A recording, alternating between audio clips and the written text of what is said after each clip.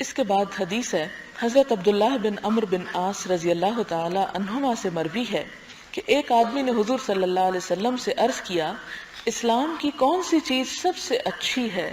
تو آپ نے فرمایا، یہ کہ تم کھانا کھلاؤ اور سلام کہو ہر شخص کو، خواہ تم اسے جانتے ہو یا نہیں جانتے۔ یعنی اسلام کی خوبصورت باتوں میں سے دو باتیں یہاں بتائی گئی، اگرچہ ساری نہیں بتائی گئی۔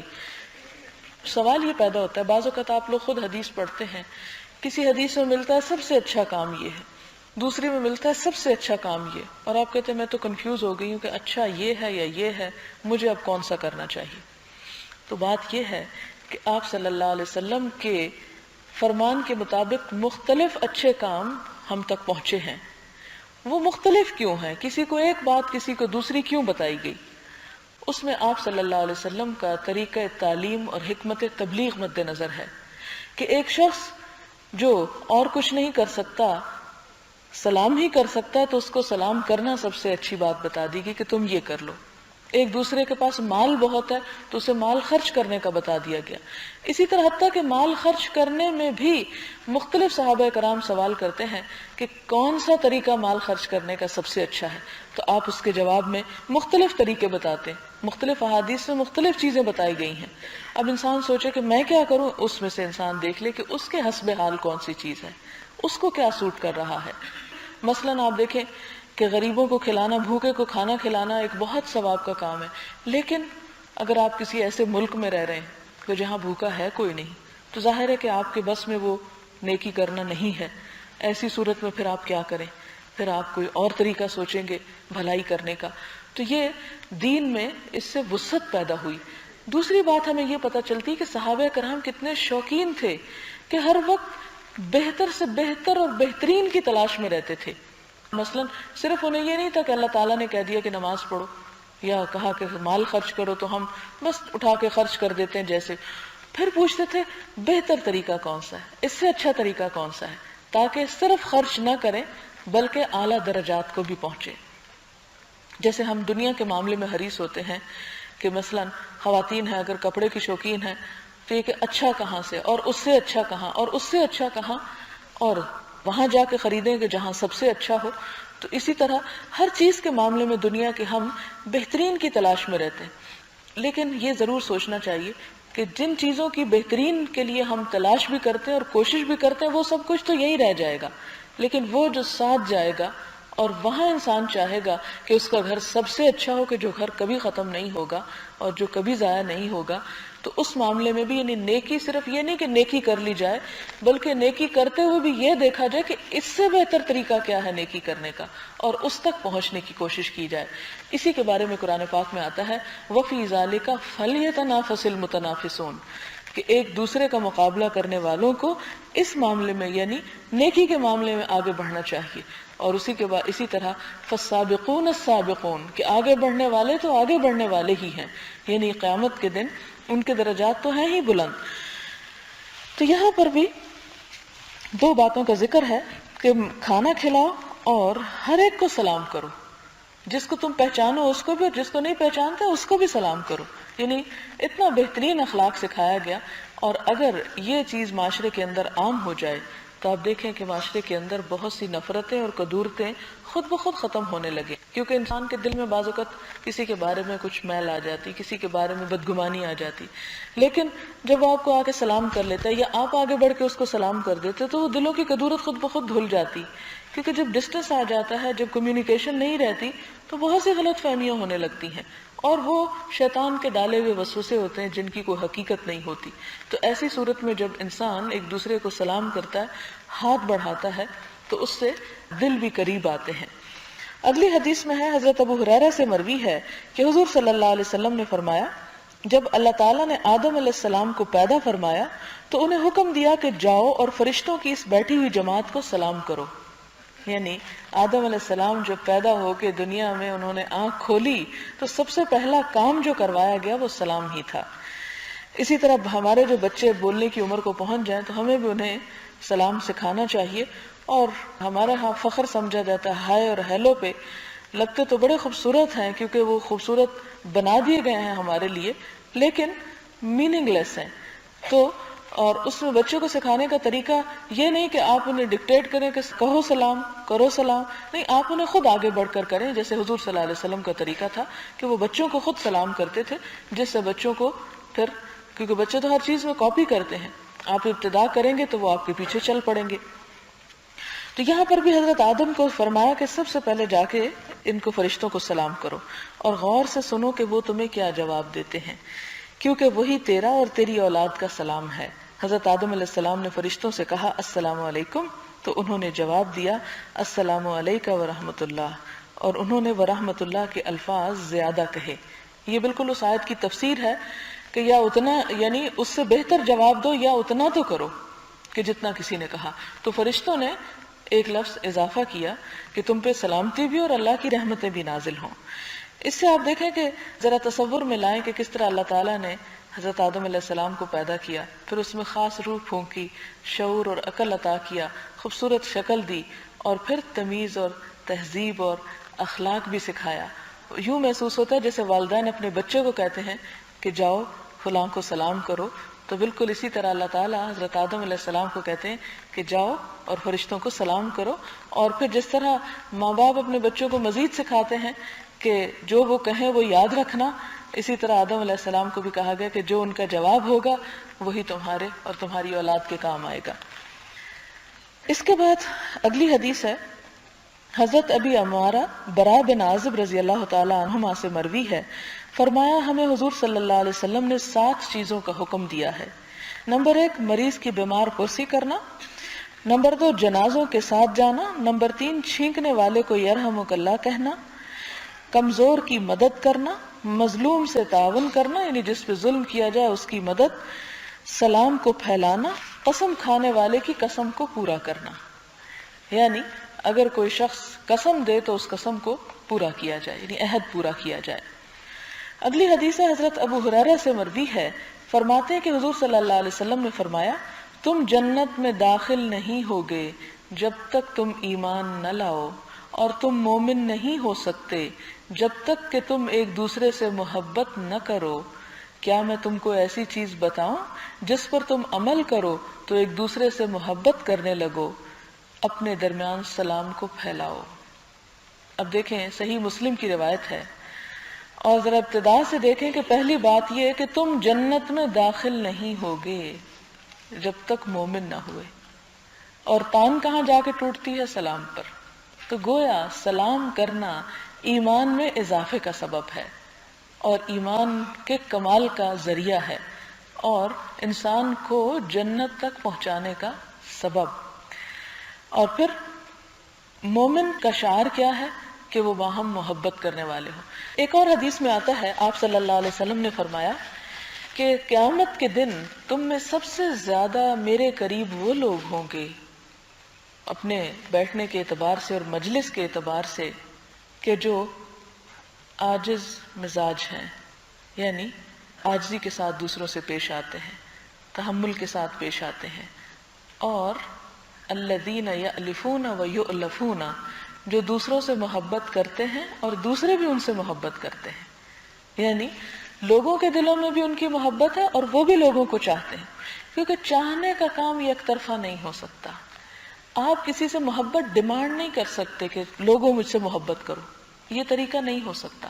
اس کے لیے آپ کو خود آگے ہاتھ بڑھانا ہوگا اور یہ انتظار کیے بغیر کہ دوسرا کیا کرتا ہے، اپنی طرف سے جو اچھا سلوک آپ کر سکیں وہ کریں، اور وہ معاشرہ اور وہ افراد جو آپس میں مل جل کر رہیں، بغض اور حسد اور برے جذبات سے اپنے آپ کو بچا کے ایک دوسرے کے ساتھ گھل مل کر رہیں، وہ زیادہ پسندیدہ ہیں اللہ تعالیٰ کو بنسبت اس کے کہ جو ہر وقت ماتھے پہ بل رکھے، لیے دیے رہے، غضبناک رہے اور دوسروں سے ہر وقت شکایت ہی شکایت ہو اس کو۔ کیونکہ ہمارے ہاں کچھ شخصیات ایسی ہوتی ہیں کہ جنہیں ہر وقت دوسرے سے کچھ شکایت ہی رہتی ہے، اور جہاں بیٹھیں گے وہ کوئی بھلی بات کرنے کی بجائے لوگوں کے رویے پر ہی شکایت کریں گے۔ اور عموماً یہ ہوتا ہے کہ گھروں میں تو مخصوص افراد رہتے ہیں، والدین ہوتے ہیں جن سے انسان کو فطری محبت ہوتی، اولاد ہوتی جن سے والدین کو فطری محبت ہوتی، لیکن ایسی جگہ پہ رہنا کہ جہاں والدین اور اولاد نہیں ہوتے بلکہ مختلف قسم کے لوگ ہوتے ہیں، مختلف طبیعتوں کے، مختلف مزاج کے، تو ان کے ساتھ اچھی طرح پیش آنا اور ان کے ساتھ محبت کرنا اور ان سے کروانا یہ بندہ مومن کی ایک پہچان ہے، اور اس کا خاص طور پر اہتمام کرنا چاہیے. اور ہم میں سے ہر ایک کو اپنے بارے میں سوچنا چاہیے کہ کیا لوگوں کے دلوں میں میری محبت ہے، اور اگر یہ معلوم کرنا ہو تو یہ دیکھیں کہ کیا میرے دل میں لوگوں کی محبت ہے. اگر میرے دل میں ہے تو یقیناً دوسروں کے دل میں بھی ہوگی، اور اگر آپ کے دل میں دوسروں کے لیے صرف نفرت ہے تو پھر بھول جائیں کہ کوئی آپ سے بھی محبت کرے. اس لیے کہ بہت کم لوگ ایسے ہوتے ہیں کہ جن سے آپ نفرت کا بھی برتاؤ کریں تو بھی وہ آپ سے محبت کرتے چلے جائیں. تو یہ زندگی گزارنے کا ایک سلیقہ ہے، ایک طریقہ ہے کہ انسان آگے بڑھ کر دوسروں سے محبت کرے، ان کی خطاؤں کو معاف کر دے. اور اسی لیے جب دو لوگ روٹھ جائیں، دو لوگوں کے درمیان ناراضگی ہو، تو منانے والا جو ہے اور منانے میں پہل کرنے والا جو ہے وہ سارا ثواب اور اجر لوٹ کے لے جاتا ہے. آپ نے فرمایا کہ 3 دن سے زیادہ کوئی دو شخص آپس میں ناراض نہیں رہ سکتے، اور اس میں ناراضگی کو ختم کرنے میں جو پہل کر لے گا، آپ نے فرمایا کہ وہ سب ثواب لے گیا. اسی طرح خاص طور پر شوہر کے بارے میں ایک حدیث آتی ہے. میں ایک میگزین میں پڑھ رہی تھی، جدہ سے وہ میگزین آتا ہے، تو اس میں 2-3 احادیث اس باب میں تھی کہ ایک عورت آتی ہے اور وہ اپنے خاوند کی شکایت کرتی ہے حضور صلی اللہ علیہ وسلم سے. تو آپ، چونکہ عورت آئی تھی اس لیے، کیونکہ میرے دل میں یہ خیال ہے کہ کیوں عورت ہی کو کیوں کہا گیا کہ وہ جا کے منا لے اپنے شوہر کو. تو وہ بات یہ ہے کہ جو شکایت لے کے آتا ہے اسی کو سمجھا سکتے ہیں آپ، جو ہے نہیں سامنے اسے آپ کیا کہہ سکتے ہیں کہ لے آؤ طلب کرو اس کو بھی اور میں اسے نصیحت کروں. تو آپ نے عورت کو بار بار یہ کہا کہ وہ اپنے شوہر کو منائے، اور یہاں تک کہا کہ اگرچہ شوہر کی غلطی ہو پھر بھی عورت جو ہے وہ اس کو منائے. اور اس میں یہ ہے کہ ساتھ فرمایا کہ اگر وہ شوہر کی غلطی ہو تو پھر اس عورت کا اجر اللہ کے ذمہ واجب ہو گیا. اور اس طرح ایک خاندانی نظام کو جو مستحکم کرنے کا اسلام میں کانسیپٹ ہے، اس میں اگرچہ عورت بہت سی قربانی، اور بیچاری عورت سب سے پہلی قربانی تو یہ دیتی ہے کہ اپنے ماں باپ اور گھر بار اور وہ سب کچھ بچپن کی وہ سہیلیاں اور کھلونے اور وہ سارا ماحول چھوڑ کے دوسرے گھر میں آ جاتی ہے. یہ بہت بڑی قربانی ہوتی ہے ایک لڑکی کی. لیکن جب وہ اتنا کچھ چھوڑ آئی، اتنی بڑی ہجرت کر لی اس نے، تو پھر کچھ اور چیزوں میں بھی ہجرت کر لے.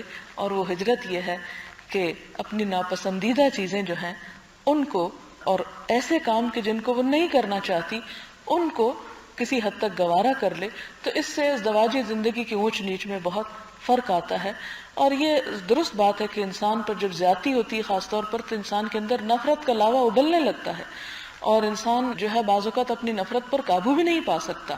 لیکن اگر انسان تھوڑا سا، جیسے وہ دوا کا کڑوا گھونٹ پیتا ہے، اگر دوا کا کڑوا گھونٹ پی لے تو بہت سی چیزوں میں صحت بھی ہو جاتی ہے. کیونکہ وہ کڑوا گھونٹ پینا بڑا مشکل ہوتا ہے، لیکن وہ کس لیے پی لیا جاتا ہے؟ تاکہ انسان کا وہ بخار جو ہے وہ اتر جائے، اس کا وہ انفیکشن ختم ہو جائے، اس کی وہ بیماری درست ہو جائے. اور آپ نے دیکھا ہوگا کہ وقتی طور پر تو ذائقہ بڑا ہی خراب ہوتا ہے، اور بعض اوقات اسمیل بھی اتنی خراب ہوتی ہے کہ ناقابل برداشت. لیکن انسان جب وہ کر جاتا ہے تو اس کے نتائج بہت اچھے ہوتے ہیں. اور اس کو آزمائیں. پھر اس کے بعد ہے اگلی حدیث ہے کہ آپ صلی اللہ علیہ وسلم سے روایت ہے، حضرت عبداللہ بن سلام، یہ ایک یہودی تھے اور پھر مسلمان ہوئے، اور اسلام کی محبت کیسے ان کے دل میں بیٹھی. کہتے ہیں سب سے پہلے جب میں نے آپ صلی اللہ علیہ وسلم کو دیکھا تو آپ کی زبان مبارک سے یہ الفاظ سنے کہ میں نے حضور صلی اللہ علیہ وسلم کو یہ فرماتے سنا، اے لوگو، یا ایھا الناس افشوا السلام واطعموا الطعام وصلوا الارحام وصلوا والناس نیام تدخلوا الجنۃ بسلام. کہ لوگوں سلام کو عام کرو، مسکینوں کو کھانا کھلاؤ، صلہ رحمی اختیار کرو اور نماز پڑھو جبکہ لوگ سو رہے ہوں، تم سلامتی کے ساتھ جنت میں داخل ہو جاؤ گے. یعنی بغیر کسی خوف کے، یوں جیسے انسان اپنے گھر میں امن سے داخل ہوتا ہے، آخرت میں بھی جنت میں ایسے ہی آرام سے چلا جائے گا. لیکن اس کے لیے یہ 4 کام کرنے کی ضرورت ہے کہ سلام کو عام، یعنی ہر ایک کو سلام کرے، چاہے کسی کا منہ بنا ہوا ہے، کوئی جواب دینے کے موڈ میں ہے یا نہیں، انسان دل پہ پتھر رکھ کے کر دے اور پھر نتیجے کا انتظار نہ کرے. اور یہ نہ سوچے کہ دوسرے نے رسپانس ہی نہیں دیا اور آئندہ تو میری توبہ کہ میں کبھی اسے سلام کروں، کہ نہیں، کرتا چلا جائے. اور یہی نفس پہ جبر کر کے جب انسان کوئی نیکی کرتا ہے، وہ ایک روایت میں آتا ہے کہ سب سے زیادہ اجر ہی اس کام کا ہے جس پر مشکل زیادہ ہوتی ہے، یعنی جس تکلیف جتنا ہے. اور جہاد کا کانسیپٹ یہ ہے کہ جتنی انسان اس میں دکھ اٹھاتا ہے اتنا ہی اس کا صلہ پاتا ہے. پھر اس کے بعد دوسری چیز یہ کہ مسکینوں کو کھانا کھلاؤ، یعنی جو بھی ضرورت. یہاں پر یہ مسکینوں کا لفظ بریکٹ میں انہوں نے لکھا ہوا، حدیث کے اصل الفاظ میں مسکین کوئی نہیں ہے، اس لیے میں اس حدیث کو عام معنوں میں لیتی ہوں اور عورتوں کو خاص طور پر تسلی دلایا کرتی ہوں کہ وہ جو اپنے بھوکے بچوں کے لیے یا شوہر کے لیے کھانا تیار کرتی ہیں یا لگاتی ہیں یا اس میں محنت کرتی ہیں اور پسینہ بہاتی ہیں، اس کا بھی اجر اور ثواب کچھ کم نہیں ہے. اور اگر کہیں باہر وہ کھلانے کے لیے نہیں بھی جا رہی قریبوں کی بستی میں، تو گھر میں جو بچے ہیں وہ بھی ضرورت مند ہیں اور ان کو کھلانا بھی اجر و ثواب کا کام ہے. اور اسی طرح مہمانوں کو، رشتہ داروں کو اور ضرورت مندوں کو تو جس کو بھی کھلاؤ. اطعموا الطعام سمپل لفظ ہے کہ کھانا کھلاؤ، اس میں شرط نہیں لگائی گئی کہ کس کو اور کس کو زیادہ ثواب ہے. وہ الگ بات ہے کہ جب ضرورت مند کو دیا جاتا ہے تو دگنا ثواب ہو جاتا ہے، ایک کھلانے کا، بھوک مٹانے کا، اور دوسرا اس کی ضرورت پوری کرنے کا.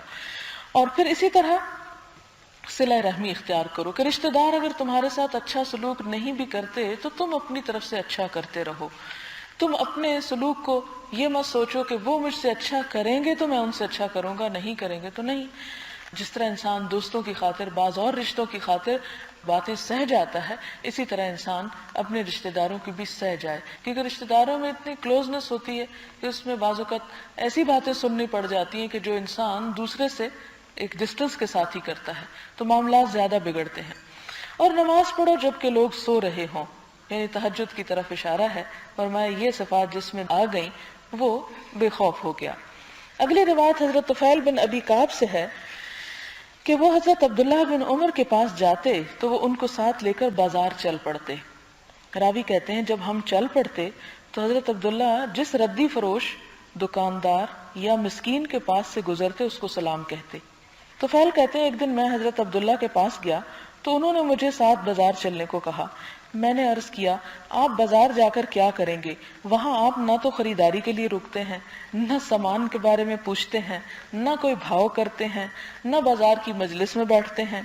میری گزارش ہے کہ یہیں ہمارے پاس ہی تشریف رکھیں، یعنی کہیں اور نہیں چلتے، ادھر ہی بیٹھ کے باتیں کرتے ہیں، ہم باتیں کریں گے.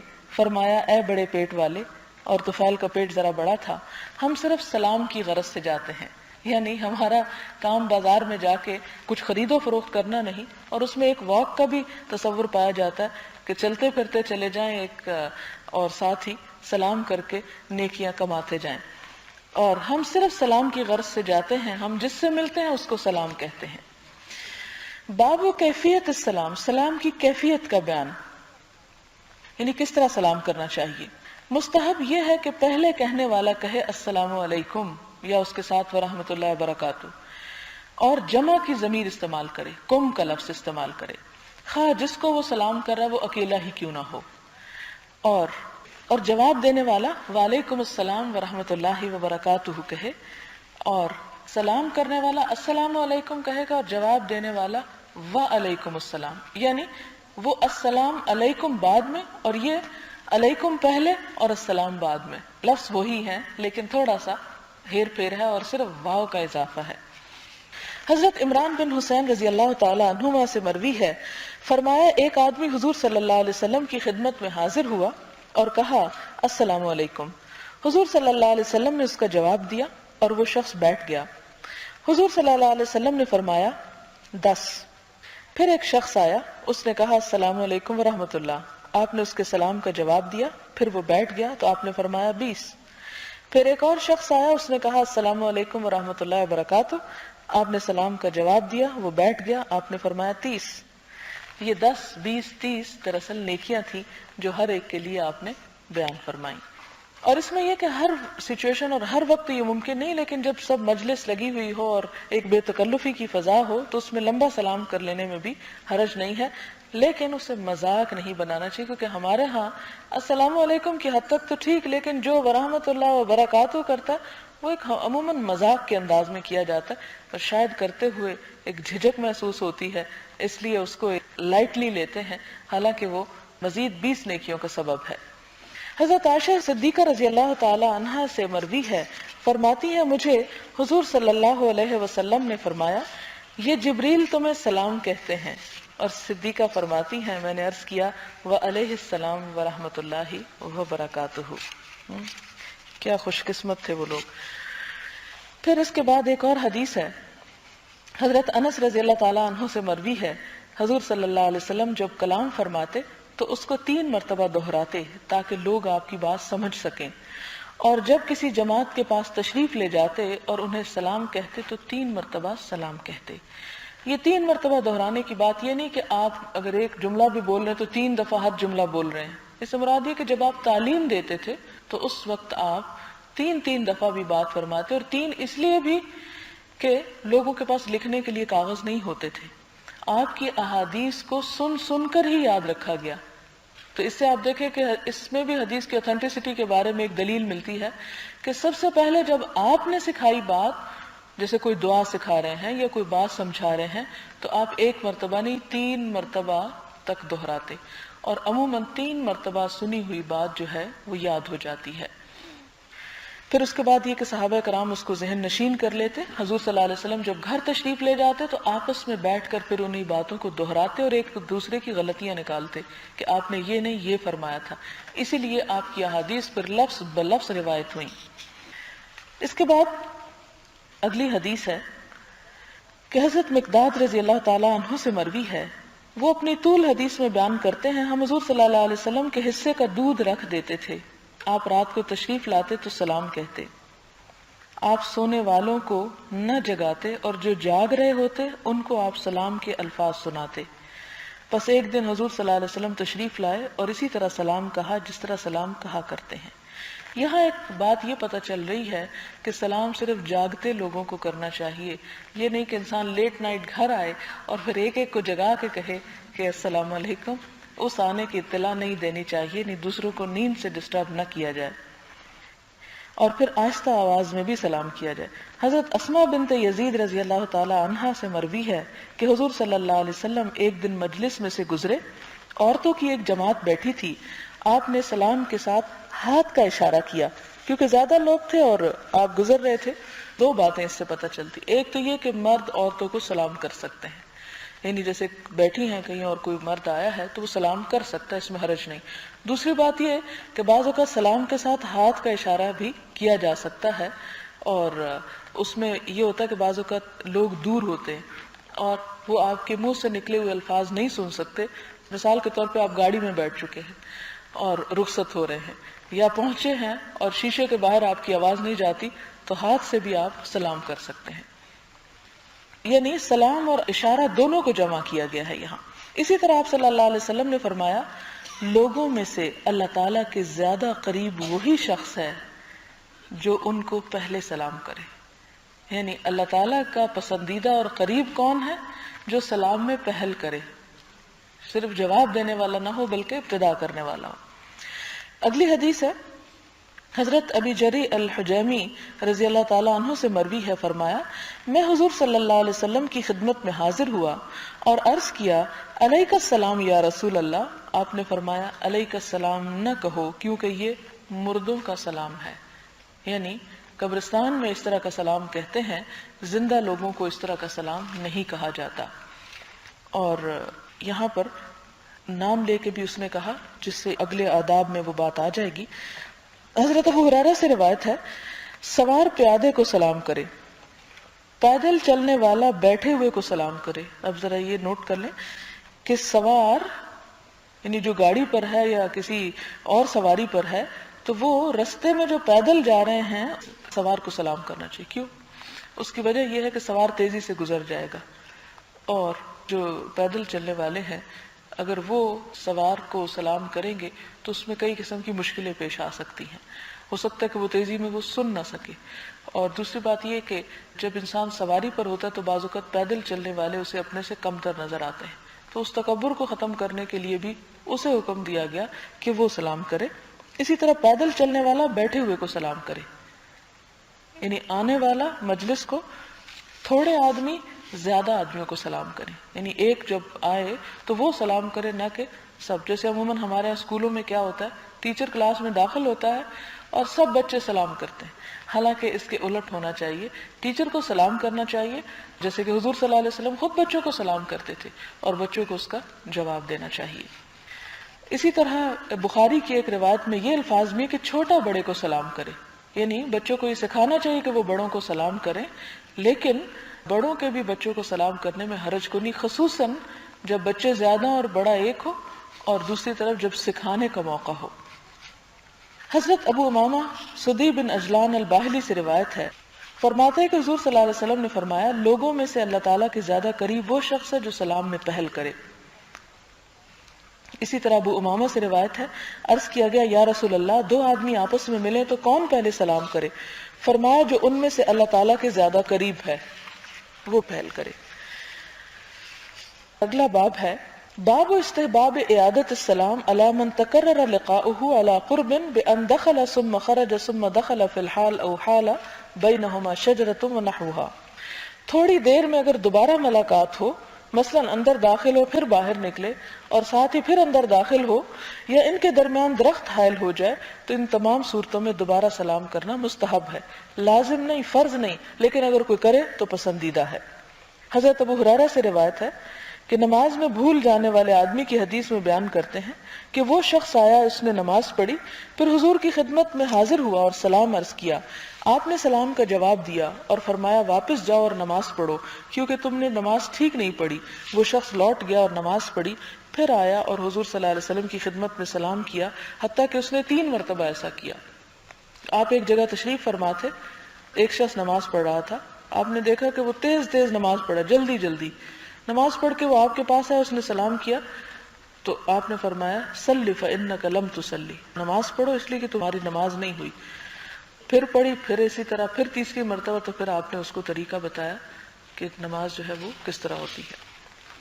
اگلی حدیث ہے، حضرت ابو ہریرہ سے مروی ہے کہ آپ صلی اللہ علیہ وسلم نے فرمایا جب تم میں سے کوئی شخص اپنے بھائی کو ملے تو اس کو سلام کرے، اگر ان کے درمیان درخت، دیوار یا پتھر وغیرہ حائل ہو، پھر اسے ملے تو دوبارہ اس کو سلام کرے.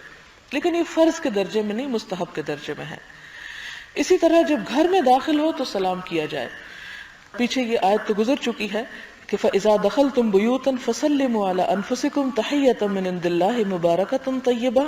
اس سلسلے میں حدیث ہے، حضرت انس سے مروی ہے کہ آپ صلی اللہ علیہ وسلم نے فرمایا اے بیٹے، جب گھر میں داخل ہو تو گھر والوں کو سلام کیا کرو، یہ تمہارے لیے بھی اور تمہارے گھر والوں کے لیے بھی باعث برکت ہوگا، یعنی گھر کی برکت کا ایک طریقہ ہے. وآخر دعوانا الحمد للہ رب العالمین. سبحان اللہ والحمد للہ ولا الہ الا اللہ واللہ اکبر ولا حول ولا قوة الا باللہ العلی العظیم. اللہم صل علی محمد وعلی آل محمد کما صلیت علی ابراہیم وعلی آل ابراہیم انک حمید مجید. اللہم بارک علی محمد وعلی آل محمد کما بارکت علی ابراہیم وعلى آل إبراهيم إنك حميد مجيد. ربنا آتنا في الدنيا حسنة وفي الآخرة حسنة وقنا عذاب النار. ربنا لا تزغ قلوبنا بعد إذ هديتنا وهب لنا من لدنك رحمة إنك أنت الوهاب. اللهم لا مانع لما أعطيت ولا معطي لما منعت ولا ينفع ذا الجد منك الجد. ربنا هب لنا من ازواجنا وذرياتنا قرة اعين واجعلنا للمتقين اماما. رب اعوذ بك من همزات الشياطين واعوذ بك رب ان يحضرون. ربنا اصرف عنا عذاب جهنم ان عذابها كان غراما انها ساءت مستقرا ومقاما. اللهم إنا نعوذ بك من عذاب القبر ونعوذ بك من عذاب جهنم ونعوذ بك من فتنة المسيح الدجال ونعوذ بك من فتنة المحيا والممات.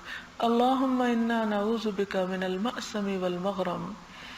اللهم أنت ربي لا إله إلا أنت خلقتني وأنا عبدك وأنا على عهدك ووعدك ما استطعت أعوذ بك من شر ما صنعت أبوء لك بنعمتك علي وأبوء بذنبي فاغفر لي فإنه لا يغفر الذنوب إلا أنت لا إله إلا الله أنت الحليم الكريم سبحان الله رب العرش العظيم والحمد لله رب العالمين رب نسألك موجبات رحمتك وأزائم مغفرتك والغنيمة من كل بر والسلامة من كل اسم لا تدع لنا ذنبا إلا غفرته ولا هما إلا فرجته ولا حاجة هي لك ردا إلا قضيتها يا أرحم الراحمين اللهم إنا نعوذ بك من الهم والحزن والعجز والكسل والجبن والبخل وغلبة الدين وقهر الرجال ربنا تقبل منا إنك أنت السميع الدعاء وتب علينا إنك أنت التواب الرحيم وصلى الله تعالى على خير خلقه محمد وعلى آله وأصحابه وأهل بيته أجمعين برحمتك يا أرحم الراحمين إلهي سبحانك اللهم وبحمدك نشهد أن لا إله إلا أنت نستغفرك ونتوب إليك والسلام عليكم ورحمة الله وبركاته.